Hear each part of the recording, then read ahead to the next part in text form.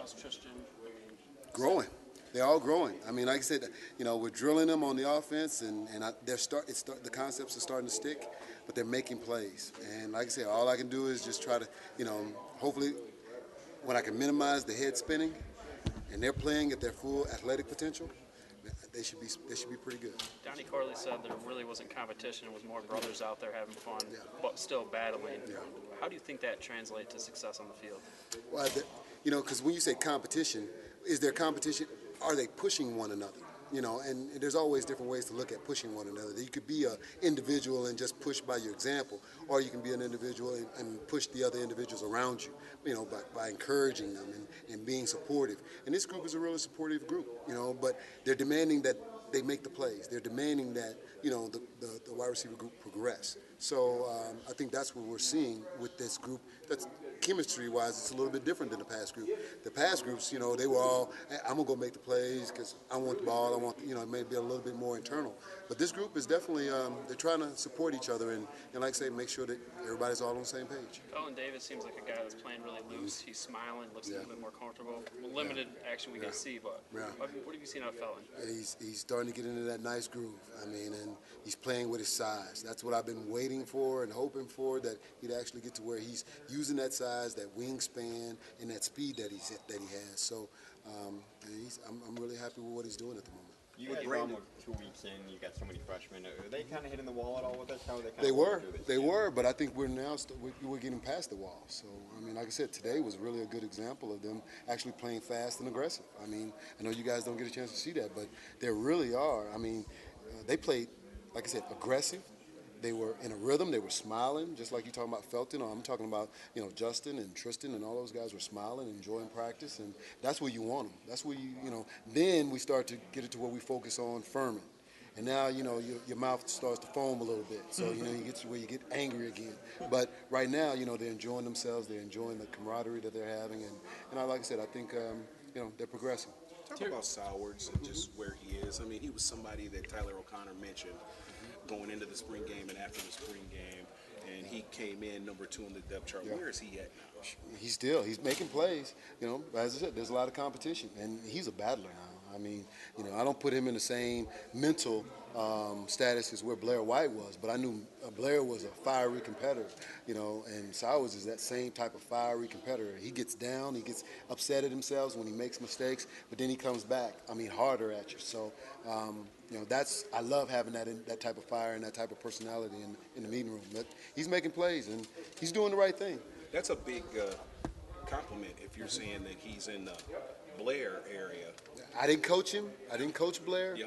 But knowing Blair and talking to Blair, being around Blair a little bit, I know he'd come after you, and what I watched on film. So that's my interpretation of Blair. But I see that type of mentality in Sowards.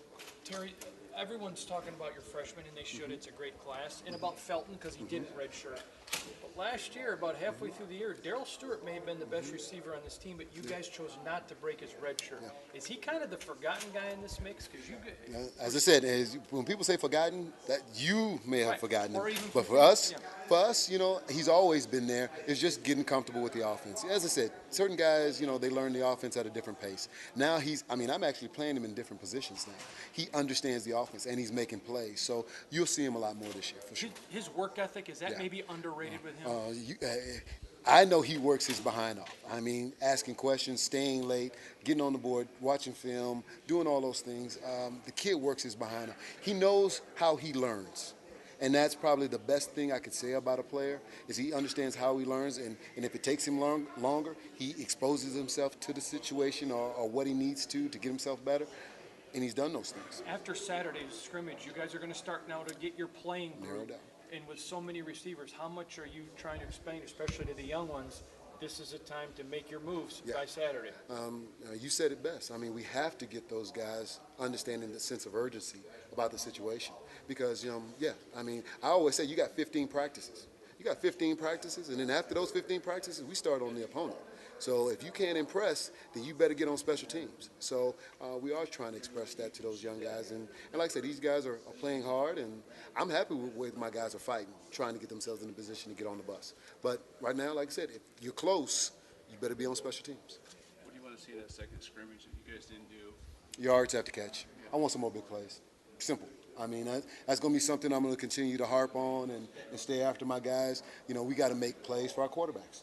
If we make plays for our quarterbacks, you know, we'll be fine. You know, we got it. We can't just take, you know, what the play's designed for and get that. We got to take it what it's designed for and get 10, 12 more yards. That's what we got to do at my position. So you guys are pretty good at 50-50 balls still?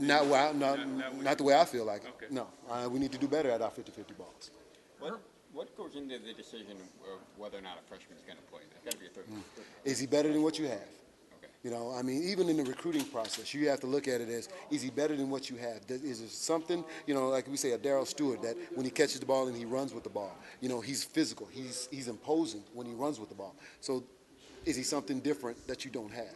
That's something that you have to process, you know, in your equation and adding them to being on the bus. Did you ever think about, will he get a certain amount of playing time, you know, versus a red shirt? You know, do you want to know that he'll get enough reps? Well, like we did with RJ, and when RJ was a true freshman. I mean, we knew he had good enough hands. We knew he had good enough ability. But how he learned it, you know, we kind of threw him in there lab because he was at running back. Then we knew we need to give him a package. If it's a guy we got to give a package, we've done that before to get a guy in the rotation. We're capable of doing that. So, like I said, it's just a matter of knowing where they are offensively. How much do they know? If they know the package, great. Then, you know, like I said, throw him out there and let him trial by fire a little bit if they're a little bit behind. But if he's that different. But you got to make sure you try to call some plays that, you know, put him in some situations for success. Herman Miller told me once that anyone can catch a football, but the NFL receivers know how to run with it once they get it. Is that sounds like something you're trying to stress? Yes. Understanding, I mean, because like one of the biggest things you can do as a wide receiver is understand the defensive scheme and where that defender is coming from once you catch it. If you can understand where he was, where you left him, as we say, where you made that deposit or that corner, then that's going to give you your angle or exit when you're trying to get the extra yards.